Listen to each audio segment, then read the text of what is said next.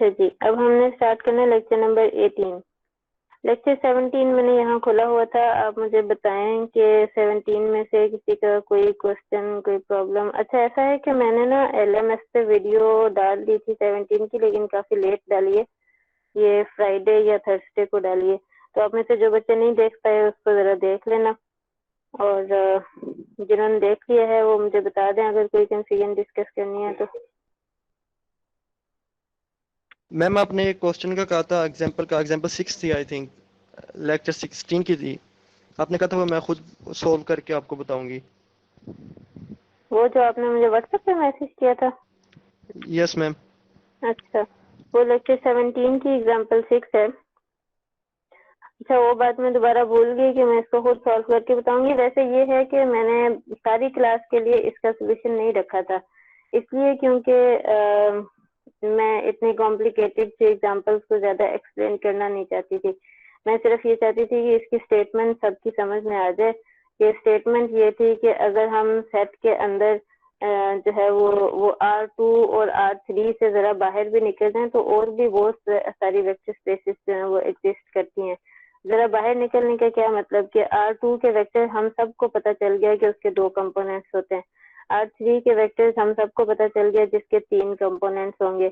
लेकिन ये जो एग्जांपल 6 मेरे सामने यहाँ खुली हुई है, एग्जांपल 6 में जो वेक्टर स्पेस या उसकी सब स्पेस थी, इसमें वो कंपोनेंट वाली फॉर्म नहीं थी। इसमें क्या था, फंक्शंस आ जाते थे। ये कोई ज्वाइन करना चाह रहा है, मैं इसको जरा देखूं।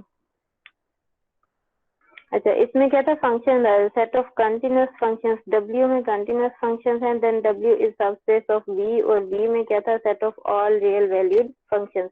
अब कैलकुलस तो आप लोगों ने पढ़ी हुई है ना, तो आप इस एग्जांपल को इस तरह से समझ लो कि कैलकुलस में जो आपने फंक्शंस, ढेर सारे फंक्शंस पढ़े कि कोई ट्रिग्नोमेट्रिक फंक्शंस होते हैं, कोई लोगारिथमिक फंक्शंस होते हैं, कोई सिंपल पोलिनोमियल की फॉर्म के फंक्शंस होते हैं। For example f of x is equal to x plus 1, f of x is equal to square root of x। तो इस तरह के ढेर सारे फंक्शंस, जितने ढेर सारे फंक्शंस हमने कैलकुलस में पढ़े हैं ना, उन सारे के सारे फंक्शंस को अगर इकट्ठा करके एक सेट में लिख लें तो वो सेट हमारे पास क्या बनेगा, V।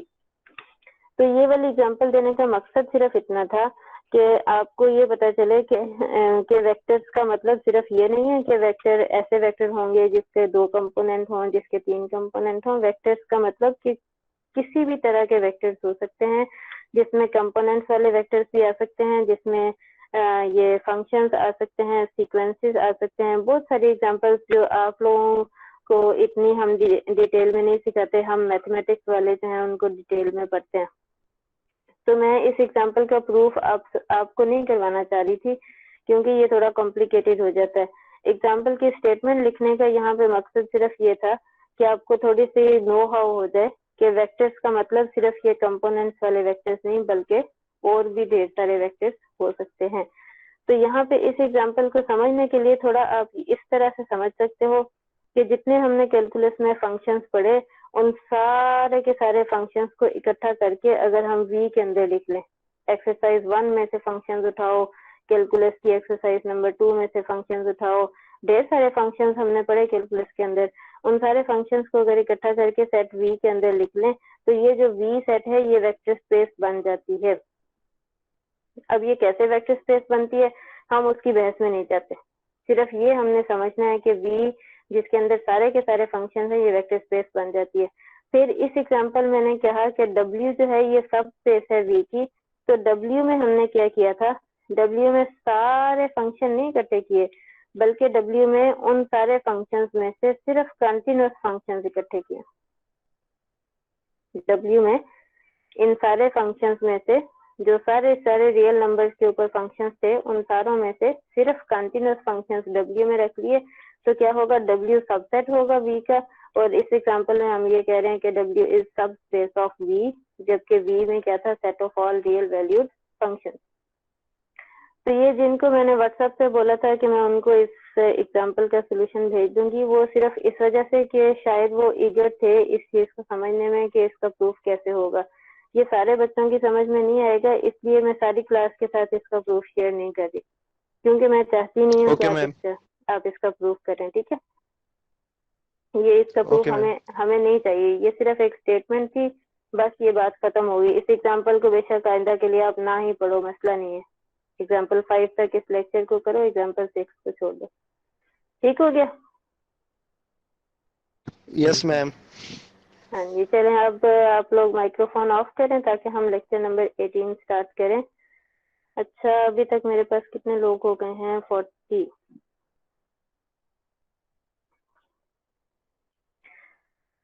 अच्छा, लेक्चर नंबर 18 में एक नया कॉन्सेप्ट आता है, vector space stand by set of vectors. ये इतना नया नहीं है, थोड़ा सा हम पहले पढ़ के आए हैं। वो इस तरह से था कि हम ये देखते थे कि एक वेक्टर को दूसरे वेक्टर्स के लीनियर कॉम्बिनेशन में कैसे लिखा जाता है। ये उसी चीज को हम एक्सटेंड कर रहे हैं। तो यहाँ पे क्या है टॉपिक? Vector space. यहाँ वेक्टर स्पेस आना है। Vector space stand by a set of vectors. Let S is equal to V1, V2 to so on VR be a set of vectors of a vector space V। ये जो vectors है ना V1, V2, VR, ये सारे vectors भी V में से ही लिए हैं, लेकिन ये V के कुछ वेक्टर्स हैं, इसलिए इस सेट को हमने S का नाम दे दिया। If each vector V of V can be expressed as linear combination of vectors of S, अगर हम इस V को as linear combination of vectors of S लिख लें, तब हम कहते हैं then V is called vector space spanned by S। तो फिर ये जो V है ये कहलाएगी vector space span by S। अब लीनियर कॉम्बिनेशंस में कैसे लिखा जाता है ये डेफिनेशन हम यहाँ रिवाइज कर लेते हैं। Let W belong to V, अगर W वेक्टर जो है वो V वेक्टर स्पेस में से कोई एक वेक्टर है, then W is called linear combination of V1, V2 to so on VR if W is equal to K1 V1 plus K2 V2 plus so on plus KR VR where K1, K2 to so on KR are scalars। अब अगर ऐसा हो जाए कि एक W vector लिया था हमने V वेक्टर स्पेस में से, अगर W वेक्टर को लिखा जा सके इस तरह से कि scalar multiplied by vector plus scalar multiplied by vector plus on plus scalar multiplied by vector, तो फिर हम ये कहते हैं कि W is linear combination of V1, V2 to so on VR। हमने इसकी थोड़ी सी एग्जांपल्स पीछे कुछ लेक्चर्स में की थी, जिनमें आपको क्वेश्चन इस तरह से दे दिया जाता था कि W vector is equal to this plus this plus this, तो आप फाइंड करें K1, K2 और सो ऑन KR की वैल्यूज आप फाइंड करें। वहां पे मैं C1, C2, C3 लिखती थी। अभी हम आगे भी एग्जांपल करेंगे तो ये आपको क्लियर हो जाएगा कि हम लीनियर कॉम्बिनेशन में कैसे लिखते हैं एक वेक्टर को। यहाँ पे इस डेफिनेशन में बात हो रही है एक वेक्टर W की, कि अगर वेक्टर स्पेस V में एक वेक्टर W है तो हम ये कहते हैं कि W इसका linear combination of these vectors. अगर W इक्वल आ जाए दिस सम के, अगर इस सम के इक्वल आ जाए ये W वेक्टर, तो हम कहते हैं कि W is called linear combination of V1, V2 to so on VR। K1, K2 to so on KR क्या है? स्केलर्स। तो ये stand vector space span by set of vectors का क्या मतलब होगा? अगर हम वेक्टर स्पेस V के हर वेक्टर V को लिख लें as linear combination of V1 to so on VR, तो फिर हम कहेंगे कि V is span by set S। V के हर वेक्टर को अगर लिखा जा सके as linear combination of these vectors, तो फिर हम कहेंगे V is span by S। तो पहले हम ये बात क्लियर करते हैं मैम ये कि एस सेट क्या है? जी मैम ये एस सेट जो है एस क्या है, किस सेट उसमें से है? एस जो है, एस के अंदर जो वेक्टर्स है ना, ये वेक्टर स्पेस में से ही दिए हुए हैं। अच्छा, ये दोनों डेफिनेशंस आपको क्लियर हो जाएंगी, जरा हम एग्जांपल्स करते हैं ना, फिर ये बातें समझ में आएंगी।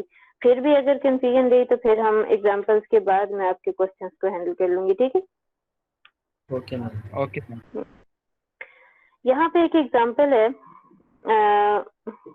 इस वाले एग्जांपल को हम बाद में देखते हैं, पहले हम लीनियर कॉम्बिनेशन वाला जो कॉन्सेप्ट है उसको क्लियर करते हैं कि हाँ यही बात मैंने यहाँ लिखी है। फर्स्ट वी अंडरस्टैंड कि हम ये देख लें कि W को लिखा जा सकता है as linear combination of vectors V1 to so on VR, या फिर हम W को नहीं लिख सकते as linear combination of vectors V1, V2 to so on VR।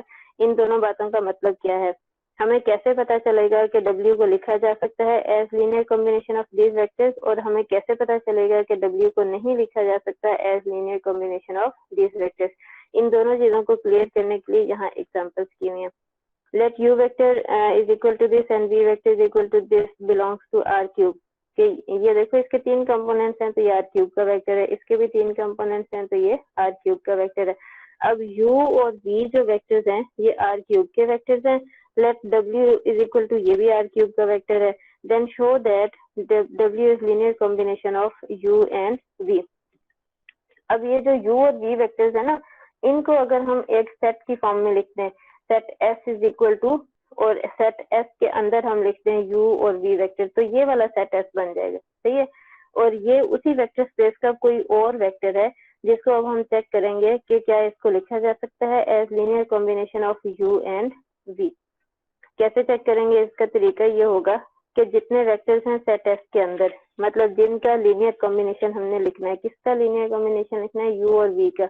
2 vectors थे तो हमने 2 ही स्केलर्स ले लिए, let K1 and K2 be scalars. Then W vector is equal to K1U plus K2V। हम लिख लेते हैं कि W वेक्टर को इस फॉर्म में हमने लिखना है। अगर इस फॉर्म में लिखने के बाद हम K1 और K2 की वैल्यूज फाइंड करने में कामयाब हो गए तो हम कहेंगे कि W is linear combination of U and V। और अगर ऐसा हुआ कि हम कहीं जाके फंस गए, K1 और K2 की वैल्यूज फाइंड नहीं की जा सकती, फंस नहीं गए बल्कि ये बताना है कि K1 और K2 की वैल्यूज फाइंड नहीं की जा सकती, तो फिर हम कहेंगे W it cannot be written as linear combination of U and V। तो यहाँ इस एग्जांपल में हमने क्या कहा, K1 और K2 2 स्केलर्स ले लिए, हमने क्या करना है, W को लिखना है as linear combination of U and V। तो W इज इक्वल टू जिनका लीनियर कॉम्बिनेशन है उनके साथ स्केलर्स मल्टीप्लाई करेंगे, K1U प्लस K2V। तो हमने यहाँ सारी वैल्यूज लिख दी। W की वैल्यू ये थी 9, 2 एंड 7, U की वैल्यू थी 1, 2 एंड -1, ये जैसे ये है। V की वैल्यू है 6, 4 एंड 2, वो हमने यहाँ पे लिख दी। K1 into U plus K2 into V। अब स्केलर्स को मल्टीप्लाई करने का तरीका क्या है कि स्केलर को अंदर हर कंपोनेंट से मल्टीप्लाई कर दिया, इसी तरह यहाँ स्केलर को हर कंपोनेंट से मल्टीप्लाई कर दिया। अब ये 2 वेक्टर्स हैं, इनको ऐड करने का क्या तरीका है, हर कंपोनेंट को कोरिस्पॉन्डिंग कंपोनेंट्स को ऐड कर देना है। K1 plus 6K2 second component, 2K1 plus 4K2 third component, minus K1 plus 2K2, ये आ गया third component minus K1 plus 2K2। तो अब ये 2 वेक्टर्स इक्वल वेक्टर्स हैं, 9, 2, 7 is equal to this vector. तो इस इक्वल वेक्टर्स की क्या डेफिनेशन होती है, कोरिस्पॉन्डिंग कंपोनेंट्स इक्वल होते हैं। तो K1 plus 6K2 equal to 9 आ जाएगा। ये दूसरा component 2K1 plus 4K2 is equal to, ये सारा काम हम पहले भी करके आए हैं R2 और R3 में। तो बिल्कुल इस तरह से हमारे पास यहाँ से 3 इक्वेशंस बन गई। अब ये 3 इक्वेशंस क्या है, system of linear equations with variables K1 and K2। अब सिस्टम से हम एक मैट्रिक्स बना लेते हैं, क्योंकि ये होमोजेनियस सिस्टम नहीं है, यहाँ पे जीरोस तो नहीं है, नॉन जीरो एलिमेंट्स हैं। तो सिस्टम का मैट्रिक्स हमारे पास ऑगमेंटेड मैट्रिक्स बना। इस सिस्टम का जब हमने ये मैट्रिक्स बनाया तो इसको सॉल्व करने का क्या तरीका होता है, हम इसको एचलन या रिड्यूस्ड एचलन फॉर्म में रिड्यूस कर लेते हैं और वहां से हम ये इन वेरिएबल्स की वैल्यूज निकाल लेते हैं, जो कि हमारे पास इस वक्त वेरिएबल्स क्या है, K1 और K2। सिस्टम को मैंने रो ऑपरेशंस को यूज करते हुए रिड्यूस किया। रिड्यूस करने के बाद मेरे पास ये चीज बन गई, लास्ट वाली रो क्या होगी, पूरी की पूरी 0 हो गई। यहाँ से हम ये देख सकते हैं K2 इज इक्वल टू 2 आ जाएगा, और यहाँ से क्या इक्वेशन बनेगी, K1 plus 6K2 is equal to 9। K1 plus 6K2 is equal to 9, और इस वाली रो से क्या इक्वेशन बनी, K2 इज इक्वल टू 2। अब K2 की वैल्यू उठा के इस इक्वेशन में पुट करेंगे तो यहाँ से हमारे पास K1 की वैल्यू आ गई, जो कि क्या आ गई, -3। अब ऐसा था कि हमने W को लिखा is equal to W is equal to K1U plus K2B, और जब इस सिस्टम को हमने सॉल्व किया, सॉल्व करने के बाद हमारे पास K1 की भी एक पर्टिकुलर वैल्यू आ गई और K2 की भी एक पर्टिकुलर वैल्यू आ गई। तो हम ये कहते हैं कि W can be written as linear combination of U and V। ये जो U और V को एक सेट में कंबाइन कर लें तो ये हमारा सेट S है। ये W जो है ये R3 का एक वेक्टर है। तो R3 के एक वेक्टर को लिखा जा सकता है as linear combination of U and V। That is मैंने आगे क्या बताया, that is W vector is equal to K1 की वैल्यू लिखी जो कि क्या थी -3 into U vector plus K2 की वैल्यू लिखी 2 इंटू V वेक्टर। आप इसको बेशक सॉल्व करके देखना, ये इक्वल टू 9 to 7 ही आएगा, मतलब ये इक्वेशन सेटिस्फाई होगी। तो अब दूसरी एग्जांपल मैंने क्या कहा कि हम ऐसी भी एक एग्जांपल करते हैं जहां हमें ये पता चले कि हम W को नहीं लिख सकते as linear combination of U and V। तो इस एग्जांपल में हम ये काम सीखेंगे, हमें कैसे पता चलेगा कि W को नहीं लिखा जा सकता as linear combination of U and V। तो यहाँ पे हमने स्केलर्स ले लिए K1 और K2, तो W is equal to K1U plus K2V। W की वैल्यू हमारे पास क्या थी 4 -1 एंड 8 और U की वैल्यू क्या थी से इन आर्ग्यू क्या हुआ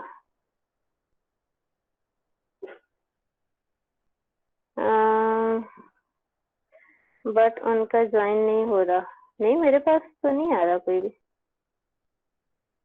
मैं तो साथ साथ ज्वाइन कर रही हूँ जो कोई भी आ रहा है।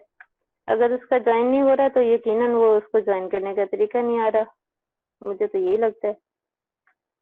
जो मैंने आज लिंक भेजा है वो उसी पे ज्वाइन करें, पिछले वाले लिंक्स को यूज ना करें।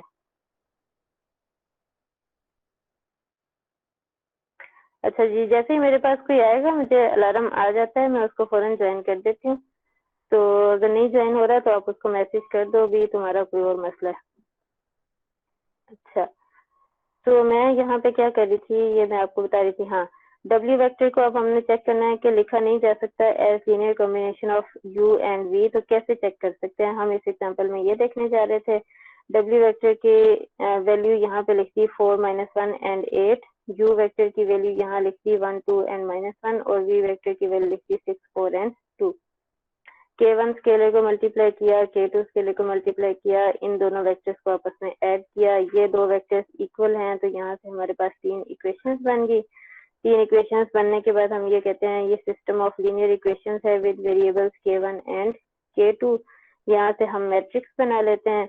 मैट्रिक्स को जब रिड्यूस करते हैं तो रिड्यूस करने के बाद हमारे पास मैट्रिक्स की ये वाली फॉर्म आ गई। रो ऑपरेशंस अप्लाई करने के बाद हमारे पास मैट्रिक्स की ये वाली फॉर्म आ गई। अब इस फॉर्म को अगर आप देखें, जैसे मैंने आपको क्लास में समझाया था लेक्चर नंबर 4 या लेक्चर नंबर 3 में, कि हमें कैसे पता चलता है कि सिस्टम का सोल्यूशन एग्जिस्ट करेगा या सिस्टम का सोल्यूशन एग्जिस्ट नहीं करेगा। तो इस वाले सिस्टम में क्या हो रहा है, K1 into 0 plus K2 into 0 is equal to 3। तो मतलब 0 इज इक्वल टू 3, क्या ऐसा कभी पॉसिबल है कि 0 इज इक्वल टू 3 आ जाए? तो ऐसा तो कभी पॉसिबल नहीं है। तो ये लास्ट वाली जो रो है ये इस बात को हमें शो करती है कि ये जो सिस्टम हमारे पास बना था, सिस्टम ऑफ लीनियर इक्वेशंस, इसका सोल्यूशन एग्जिस्ट नहीं करता। इस सिस्टम ऑफ लीनियर इक्वेशंस का सोल्यूशन एग्जिस्ट नहीं करता, मतलब हम K1 और K2 की वैल्यूज फाइंड नहीं कर सकते। अब K1 और K2 की वैल्यूज फाइंड नहीं कर सकते तो हम ये कहेंगे तो W can not be written as linear combination of U and V। जहाँ तक हमें पहले कैसे आप पता चलेगा भी इसको हम नहीं कर सकते? जी दोबारा बताएं। पता चलेगा भी इसकी हम जो है वो नहीं फाइंड कर सकते वैल्यू। अच्छा, ये जो है ये मैंने आप लोगों को ना लेक्चर नंबर 4 में या लेक्चर नंबर 3 में ये बात अच्छे से समझाई थी कि हमें कैसे, आप अपना लेक्चर नंबर 3 या लेक्चर नंबर 4 इन दोनों लेक्चर्स की जरा नोटबुक उठाएं और उससे इसको डिटेल से पढ़ें कि इस बात का कैसे हमें पता चलता है कि सिस्टम का सोल्यूशन एग्जिस्ट करता है या सिस्टम का सोल्यूशन एग्जिस्ट नहीं करता। एक छोटी सी बात मैं यहाँ रिपीट कर रही हूँ, वो बात क्या है कि ये जो लास्ट वाली रो है ये रो हमें कॉन्ट्राडिक्शन दे रही है। अगर हमारे पास कॉन्ट्राडिक्शन आ गई तो इसका मतलब है कि हम K1 और K2 की वैल्यूज फाइंड नहीं कर सकते। आप कैसे भला फाइंड कर सकते हो? यहाँ इस इक्वेशन में हमारे पास क्या आ रहा है, K1 into 0 plus K2 into 0 is equal to 3। अब 0 जब K1 से मल्टीप्लाई होगा तो 0 कर देगा, प्लस 0 K2 से मल्टीप्लाई होगा तो 0 कर देगा। तो 0 इंटू 0 इज इक्वल टू 3। क्या 0 इज इक्वल टू 3 हो सकता है? 0 तो 3 के इक्वल नहीं हो सकता ना। तो ये कॉन्ट्राडिक्शन हमें ये बता रही है कि ये जो सिस्टम ऑफ लीनियर इक्वेशंस है इसका सोल्यूशन एग्जिस्ट नहीं करेगा, मतलब हम K1 और K2 की वैल्यूज फाइंड नहीं कर सकते। शुक्रिया मैम। अब ये जो बात है कि कैसे सिस्टम का सोल्यूशन एग्जिस्ट करता है कैसे नहीं करता, ये आप अपने लेक्चर नंबर 3 और 4 को अपनी नोटबुक से उठा के देखो, वहां पे मैंने इसको बड़ी डिटेल में ग्राफ बना के और बड़ा सारा कुछ एक्सप्लेन किया हुआ है। सही है। ठीक है मैम। अच्छा, अब यहाँ तक मेरा ख्याल है कि आप लोगों को ये बात समझ आ गई इन दोनों एग्जाम्पल से कि ये जो बात हम शुरू में लिख रहे थे यहाँ इस डेफिनेशन में कि W is called linear combination of these vectors if W is equal to this, अगर W को लिखा जा सके as this sum तो फिर हम कहते हैं कि W is linear combination of these vectors। तो इन दोनों एग्जाम्पल से हमें ये पता चल गया कि कब जो है वो हम कह सकते हैं कि W को लिखा जा सकता है as linear combination of these vectors और कब हम कह सकते हैं W को नहीं लिखा जा सकता as linear combination of these vectors. अगर सिस्टम का सोल्यूशन जो सिस्टम ऑफ लीनियर इक्वेशंस बन जाता है ना लीनियर कॉम्बिनेशन में लिखने के बाद हमारे पास हमेशा ये इस तरह का एक सिस्टम ऑफ लीनियर इक्वेशंस बन जाता है।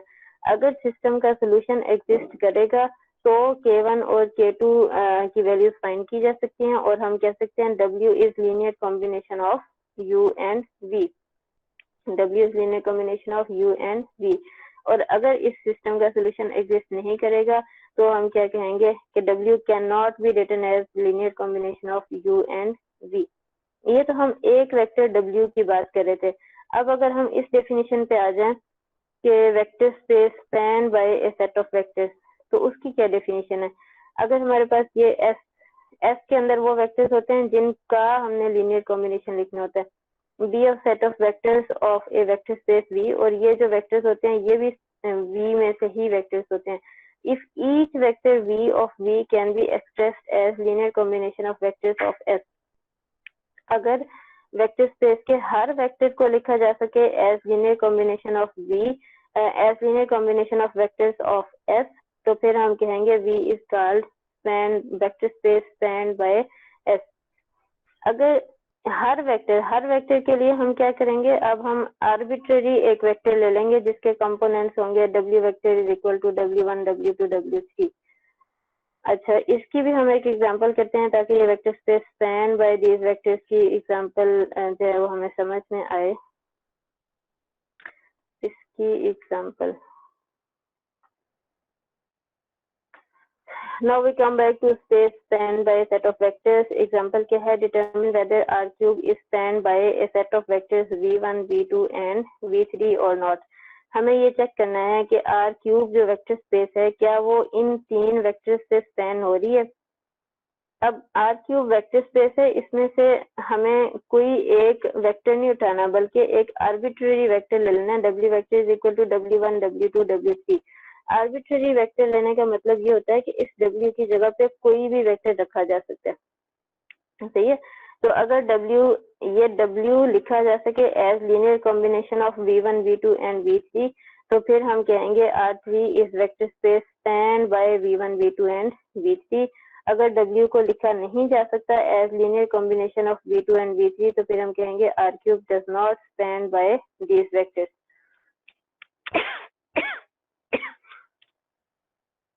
तो सॉरी, यहाँ पे हम क्या बात कर रहे थे, हम ये चेक करने जा रहे हैं कि क्या W को लिखा जा सकता है as linear combination of V1 V2 and V3। तो हमने ये लिख लिया यहाँ पे क्योंकि W वेक्टर के कंपोनेंट्स ये हैं W1 W2 एंड W3, क्योंकि इसकी हमने कोई वैल्यूज पर्टिकुलर नहीं लेनी, हमने इसी फॉर्म में लेके चलना है W1 W2 एंड W3। यहाँ K1 into V1 plus K2 into V2 plus K3 into V3, K1 को मल्टीप्लाई किया, K2 को किया, K3 को किया, इन तीनों वेक्टर्स को आपस में ऐड किया, यहाँ से हमारे पास ये तीन इक्वेशंस बन गई। अब ये क्या है, ये सिस्टम ऑफ लीनियर इक्वेशंस है जी।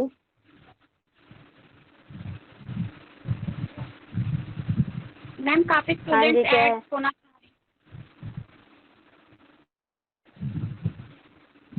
नहीं, आप मेरी बात जो है ना, ये जितने लोग इस वक्त ऑनलाइन हैं ये 30 या 40 लोग हैं, ये बंद करें जरा अपना माइक्रोफोन।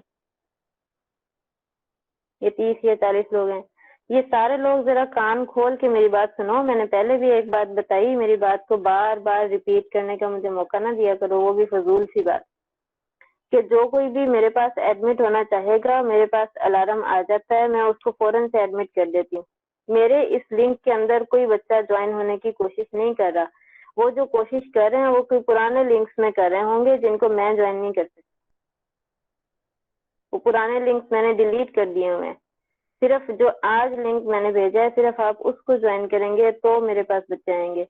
मेरे सामने तो कोई नहीं आ रहा।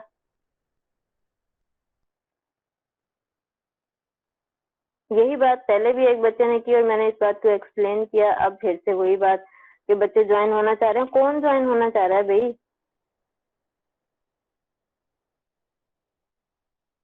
जो आज मैंने लिंक भेजा है, सिर्फ इस लिंक को यूज करें, पुराने लिंक्स को यूज ना करें।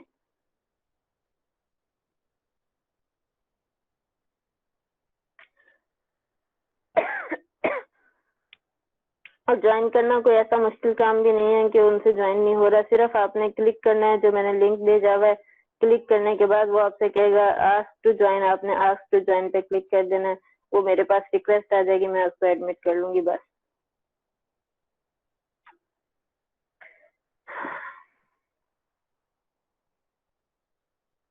जी, मेरा ख्याल है अब हम वापस आते हैं अपने एग्जाम्पल की तरफ। हम क्या बात कर रहे थे? हमने W एक वेक्टर लिया था R क्यूब में से, और हम ये कह रहे थे कि हम ये चेक करते हैं कि क्या W को लिखा जा सकता है as linear combination of V1, V2 and V3। W एक आर्बिट्ररी वेक्टर लिया था।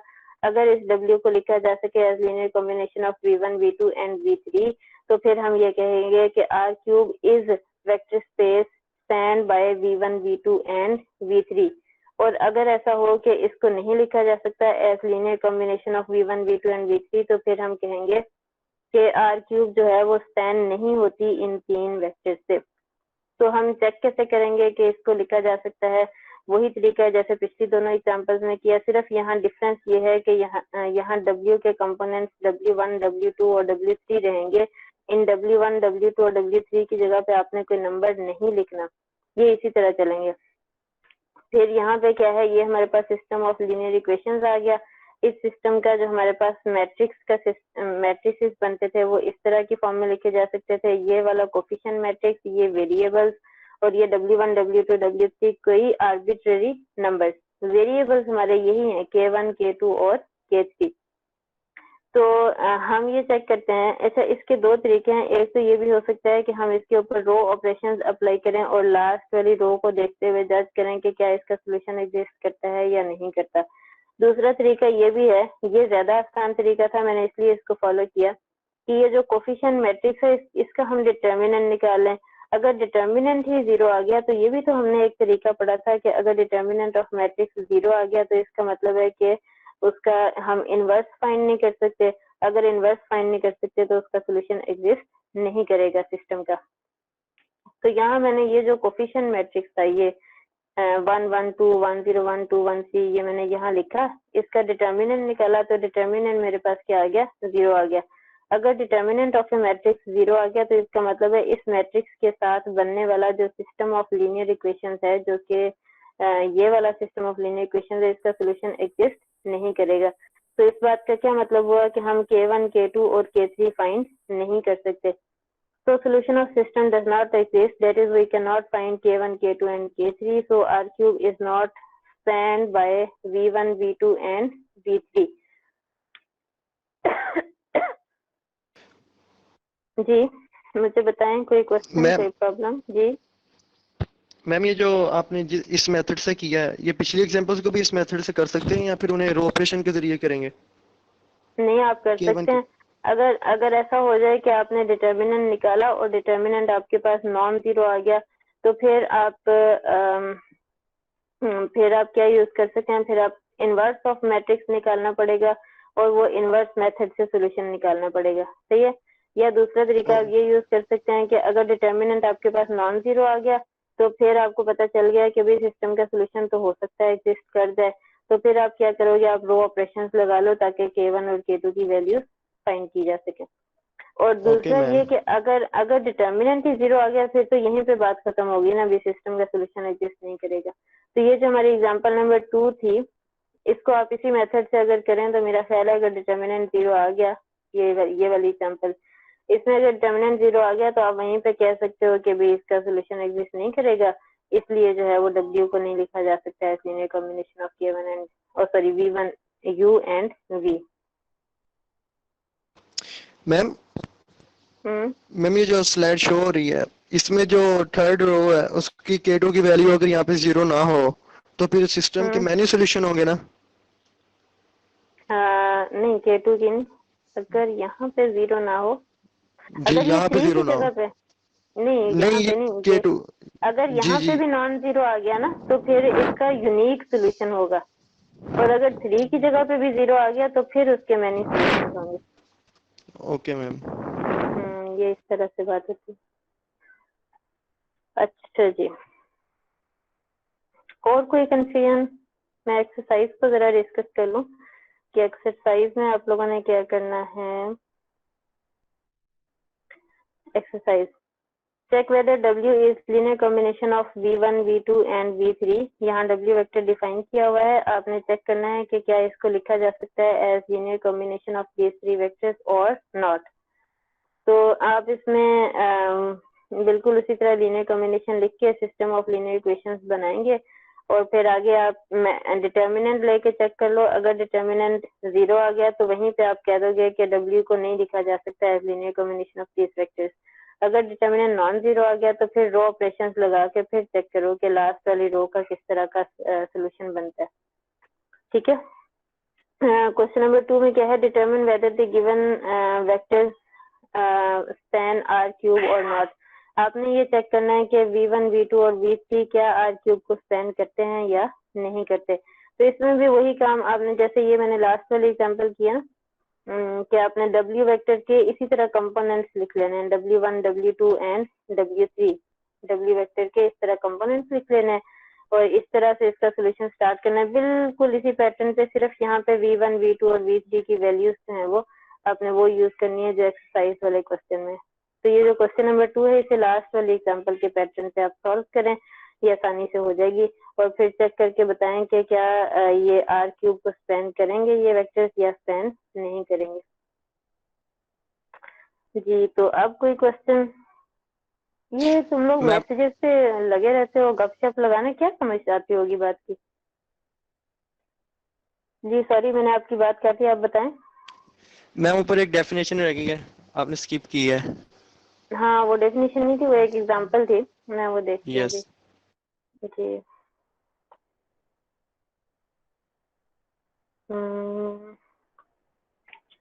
ये एग्जांपल, ये सर हम पिछले लेक्चर्स में हम R2 और R क्यूब के लिए ये काम करके हैं, बल्कि Rn के लिए भी ये एग्जांपल पिछले लेक्चर्स में की थी, मुझे अब याद नहीं लेक्चर नंबर कौन सा था। तो ये वही एग्जांपल है, मैं यहाँ पे दोबारा इसको बता देती हूँ। ये क्या थी, let V is equal to Rn and S is equal to E1, E2 to so on En। ये वो क्या इनको कहते हैं, standard unit vectors of Rn, जिसकी मैंने एलिमेंट्स की फॉर्म में इनको लिख के दिखाया हुआ है लास्ट लेक्चर्स में। E1 के कंपोनेंट्स होते हैं 1 और बाकी सारे कंपोनेंट्स 0। E2 को अगर कंपोनेंट फॉर्म में लिखेंगे तो कैसे होगा, पहला कंपोनेंट 0, दूसरा 1 और बाकी सारे 0। E3 को लिखेंगे तो तीसरा कंपोनेंट 1 होगा, बाकी सारे 0। तो ये इस तरह के वेक्टर्स होते हैं। Then each vector W belong to Rn can be written as linear combination of vectors of S which are standard unit vectors of Rn। तो Rn का हर वेक्टर जो है उसे E1 और E2 और so on En के linear combination की form में लिखा जा सकता है। किस तरह से, अगर स्केलर्स की जगह पे हम W के ही कंपोनेंट्स को यूज कर लें, W vector is equal to W1 E1 plus W2 E2 plus W3 E3 plus so on plus Wn En। तो हर W वेक्टर को लिखा जा सकता है as linear combination of standard unit vectors of Rn। तो Rn is span by S। तो Rn जो vector space है ये इससे स्पैन होती है। ये जो सेट ऑफ वेक्टर्स जिसके अंदर हमने सारे के सारे स्टैंडर्ड यूनिट वेक्टर्स इकट्ठे किए हैं Rn के। जैसे अगर हम R3 की, जी बोलें। मैं इसमें W1 W2 और W3 की वैल्यूज गिवन होगी नहीं, यहाँ क्योंकि जब भी हम बात और करेंगे ना जो वेक्टर E1 है स्पेस, उसकी तो हाँ बोले बोले। और ये पूछ रहा था कि जो E1 है E2 और E3 उनकी वैल्यूज भी वही डिफाइन है, जो वही इंटर करेंगे ना सॉल्व करते हुए इसे। हाँ जी बिल्कुल, E1 E2 E3 की वैल्यूज तो वही हैं जो मैंने पहले डिफाइन कर दी हुई हैं। ये जो W1 W2 है ना, इनको आपने वैल्यूज असाइन नहीं करनी, क्योंकि जब भी हम बात करेंगे वेक्टर स्पेस स्पैन बाय सम वेक्टर्स, तो ये W इसी तरह से W की फॉर्म में रहेंगे, W1 W2 W3। तो आपने अगर स्केलर की वैल्यूज निकालनी भी हो तो वो W पे डिपेंड करी होंगी, तो यहाँ पे तो हमारा स्केलर की वही वाले होंगे W के कंपोनेंट। तो इस एग्जाम्पल को बस सॉल्व करने की कोई जरूरत नहीं है, सिर्फ आपने ये कर लेना है कि E1 E2 E3 so on En की अगर आप वैल्यूज पुट करोगे, मतलब आप सॉल्व नहीं करना चाह रहे होगे, आप इसको वेरीफाई कर सकते हो कि आप इस वाली साइड को ऐड करोगे तो आपके पास इक्वल टू W आ जाएगा। बस इसमें ये आप कर सकते हो। बाकी सिर्फ ये एग्जांपल हमें ये बता रही है कि Rn जो है, इसके लिए हमें एक सेट ऐसा पता है कि ये वाला सेट जो है Rn के वेक्टर्स को लिखा जा सकता है as linear combination of these vectors. तो Rn is a vector space spanned by vectors of S।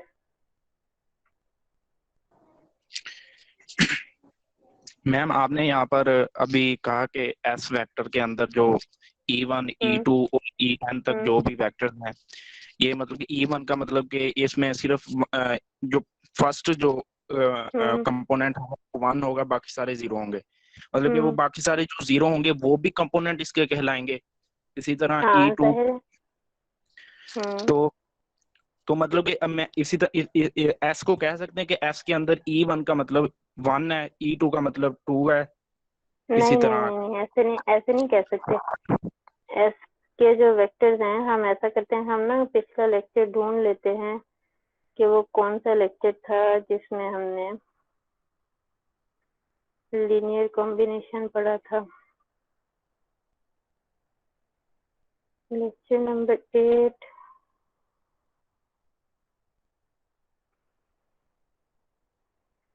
एक सेकेंड में लास्ट लेक्चर्स में से देख रही हूँ कि जिस लेक्चर में हमने ये वाली फॉर्म पढ़ी है, लेक्चर नंबर 8 में नहीं है।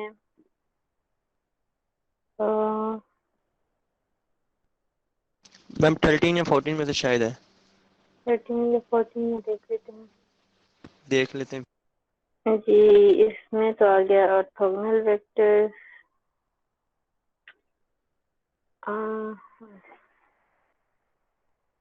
Standard unit vector. लेक्चर 10 है, लेक्चर 10 है। 10 है? अच्छा, मैं अभी देख। Yes ma'am.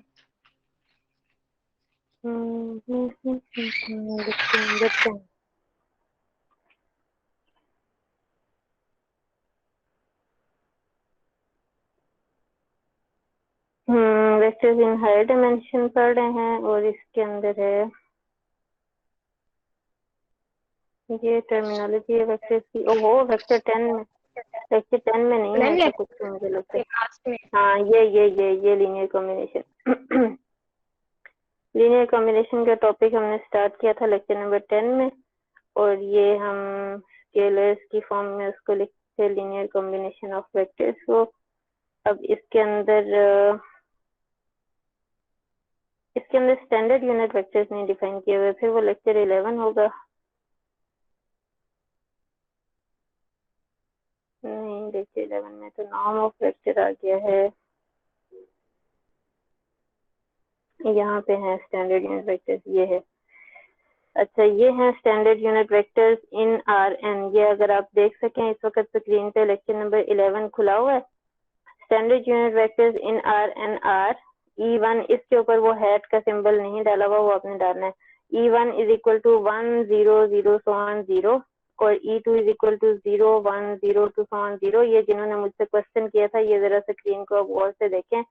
so on En is equal to 0 0 0 to so on, last वाला कंपोनेंट जो है ये क्या होगा, 1 होगा। तो ये जो वेक्टर्स है ना E1 E2 so on En, ये भी असल में Rn के वेक्टर्स ही हैं। इसमें किस तरह से है, फर्स्ट कंपोनेंट E1 का 1 होगा, बाकी सारे कंपोनेंट 0 होंगे। इस बात को हम ऐसे कभी भी नहीं लिख सकते कि E1 इज इक्वल टू 1 है। अगर हम ये कह रहे हैं कि E2 ऐसा वेक्टर है जिसका सेकंड कंपोनेंट की वैल्यू 1 है, बाकी सारे कंपोनेंट्स की वैल्यू 0 है, तो इसका मतलब ये नहीं है कि E2 इज इक्वल टू 2 है, बल्कि ये इसी तरह का वेक्टर है जिसके n कंपोनेंट्स हैं और कंपोनेंट्स की वैल्यूज किस तरह से हैं, पहला कंपोनेंट 0, दूसरा कंपोनेंट 1, तीसरा कंपोनेंट 0, चौथा कंपोनेंट 0, सो ऑन, सारे के सारे आगे के कंपोनेंट्स क्या होंगे, 0 होंगे। ये इस तरह से आप R क्यूब में से अगर इस बात को समझें तो ज्यादा अच्छे से समझ आएगी। ये वेक्टर, इसको हम E1 का नाम भी दे सकते हैं, ये इसको हम E1 कह दें, इसको E2 कह दें, इसको E3 कह दें। तो क्योंकि R क्यूब में स्टैंडर्ड जो है वो नाम ये यूज किए जाते हैं IJ और K के, इसी वजह से मैंने यहाँ पे IJ और K का नाम यूज कर लिया। तो ये हमारा वेक्टर है E1 वेक्टर, ये J जो है ये इक्वल होता है E2 वेक्टर, ये K जो है ये इक्वल होता है E3 वेक्टर। तो R3 में अगर लिख रहे हैं तो 3 कंपोनेंट्स लिखेंगे, R4 में लिखेंगे तो टोटल 4 कंपोनेंट्स, तो Rn में लिखेंगे तो n कंपोनेंट्स हर एक के लिखेंगे। तो यही वाली बात हम आज वाले लेक्चर में कर रहे हैं कि ये जो वेक्टर्स हैं ये E1, E2, En, ये असल में ये वाले वेक्टर्स हैं जो कि यहाँ पे लिखे हैं। और इन्हीं वेक्टर्स को यूज करके ये लेक्चर नंबर 11 में मैं ये बात एक्सप्लेन करके आई थी कि हर वेक्टर को लिखा जा सकता है, यहाँ पे ये एग्जांपल की हुई है, हर वेक्टर को लिखा जा सकता है as linear combination of its standard unit vectors.